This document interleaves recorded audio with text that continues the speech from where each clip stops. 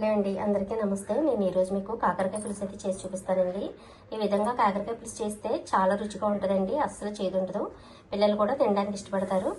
ఒక పావు కేజీ కాకరకాయ తీసుకున్నానండి. 2 ఉల్లిపాయలు, కొద్దిగా కరివేపాకండి, కొద్దిగా చింతపండు నీటిలో వేసి నానబెట్టాను. ఇప్పుడు కర్రీ అయితే చేసి చూపిస్తానండి. స్టవ్ మీద గిన్నె పెట్టుకుని ఒక 2 స్పూన్లు ఆయిల్ వేసుకున్నాను. అందులో కొంచెం తాలింపులు వేసానండి. ఒక 3 ఎండుమిర్చి వేసాను. పచ్చిమిరపకాయలు అయితే వేయలేదండి, ఎండుమిర్చి.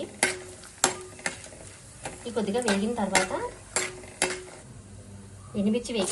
ఉల్లిపాయలు వేసుకోవాలండి.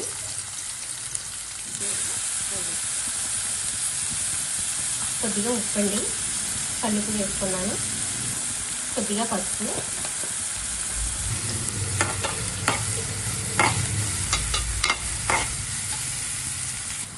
కొద్దిగా అల్లం వెల్లుల్లి పేస్ట్ వేసుకోవాలండి. అది ఒక నిమిషం వేగిన తర్వాత కొద్దిగా కరివేపాకు, ఉల్లిపాయ ముక్కలు ఈ విధంగా వేగిన తర్వాత కాకరకాయ ముక్కలు వేసుకోవాలండి. కాకరకాయ ముక్కలు వేగి ఈ విధంగా కలుపుకున్న తర్వాత ఒక 2 నిమిషాలు 3 నిమిషాల వరకు మగ్గనివ్వాలండి. ఈ ఆయిల్లోని కాకరకాయ ముక్కలు బాగా మగ్గిపోవాలండి. ఈ విధంగా ఇప్పుడు మనం రుచికి సరిపడా కారం వేసుకోవాలి. కారం అంతా కలిసే విధంగా కలపాలండి. 1 నిమిషం వేగనివ్వాలి. కారం ఈ విధంగా వేగిన తర్వాత తీసి పెట్టుకుని చింతపండు పులుసు ఇందులో వేసేసుకోవాలండి. కూరకు సరిపడా చింతపండు పులుసు అంతా అలా వేసేసుకోవాలండి. ఇప్పుడు ఒక 2 నిమిషాలు మూత పెట్టి మగ్గనివ్వాలి. కొద్దిగా బెల్లం అయితే వేసుకోవాలండి. నేను 2 ముక్కల బెల్లం అయితే వేసుకుంటున్నాను. కొద్దిగా బెల్లం వేసి కొద్దిసేపు కర్రీ అంతా దగ్గరకు వచ్చే వరకు ఉడకనివ్వాలండి. రుచి చూసుకుని మీ రుచికి తగ్గట్టు బెల్లం ముక్క వేసుకోవాలండి.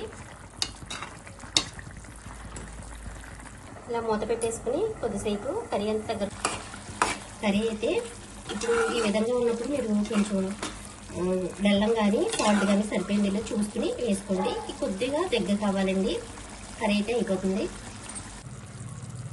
కూర అంతా అలా దగ్గరకు వచ్చేసింది కదండి. ఆయిల్ కొంచెం పైకి తేలింది కదా. ఇప్పుడు స్టవ్ అయితే ఆఫ్ చేసేసుకోవాలండి. చూసారు కదా, కాకరకాయ కూర అయితే ఇలా రెడీ అయిపోయిందండి. మనం అన్నీ రెడీ చేసి పెట్టుకుంటే 10-15 నిమిషాల్లో కర్రీ అయితే రెడీ అయిపోద్దండి.